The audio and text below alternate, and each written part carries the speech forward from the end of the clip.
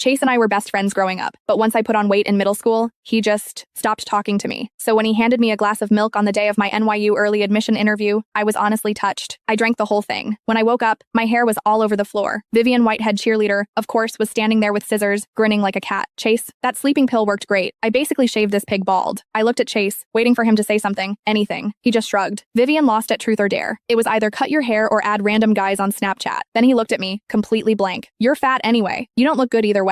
This was the same boy who once told me he'd marry me when my hair reached my waist. I didn't cry, not in front of them. I just quietly changed my early admission choice to Oxford, 5,000 miles away. In the bathroom mirror, my head looked like something a dog had chewed on. Patches of hair stuck up everywhere, other spots completely bare. I looked ridiculous. My hands shook as I tried to comb through what was left. Strands kept falling into the sink, mixing with my tears. I wanted to storm out and scream at Chase. Why? Why would he do this? But my interview was in 20 minutes. I bit my lip hard and tried to smooth the mess down, pulling whatever long pieces were left over the bald spots. It was useless. I looked like a complete clown. Did you hear? Vivian actually cut that fat pig Evelyn's hair. Girls' voices floated in from outside the stall. I froze, pressing myself against the wall. No way. Yes way. Chase bought the sleeping pills himself. That's why she was knocked out cold. That's kind of messed up though. Please. She's a fat pig who doesn't know her place. She's been chasing Chase forever, when everyone knows he and Vivian have been together for ages. She deserved it, right? How could someone like her think the baseball captain would ever be interested? Girl needs to look in a mirror. Every word hit like a needle. I slid down to the bathroom floor, my back against the cold tile. I couldn't even cry anymore. I just felt frozen. So that's how it was. All those years I'd told myself he was just awkward, just stressed, just being a typical guy. Lies, all lies. He thought I was embarrassing, not worth his time. So he let Vivian destroy the interview I'd spent years preparing for, just to clear her path to NYU. Memories came flooding back. When I tripped during PE, he frowned and walked away while everyone laughed. The breakfast I made him, he gave it to someone else. When I tried to walk home with him, he sped up and left me behind. Every single time, I made excuses for him. God, I was so stupid. I actually thought if I just lost weight, just got better grades, I could be good enough for him. That maybe our childhood promise still meant something. But to him, I was just the annoying fat girl who wouldn't take a hint. And he'd had a girlfriend this whole time. My phone buzzed. Mom, Evelyn, how was the interview? Don't be nervous. Mom believes in you. I stared at the screen until my vision cleared. Then I typed back. Mom, go to Chase's house and cancel the engagement. But don't tell him yet. I skipped the NYU interview. I walked into the Oxford interview room instead, looking like a disaster. The examiners definitely noticed, but I took a deep breath and just answered their questions. Maybe it was my composure. Maybe my answers were good. Either way, they stopped staring at my hair. Evelyn, we look forward to seeing you on campus in September. Walking out, my heart was pounding. Chase and I had planned to go to NYU together for years. That dream had kept me going through every late-night study session. But after that text to Mom, he wasn't part of my plans anymore. That night, our families had dinner together. Mom and Chase's mom stepped away to talk privately. Chase kept glancing at me. Finally, he asked, "How'd the interview go?" "Good," I said, not looking up. "The professor's excited to see me on campus." His face changed. "With your grades, NYU was a sure thing. Why'd you have to compete for the early admission spot? That's pretty selfish." Selfish? I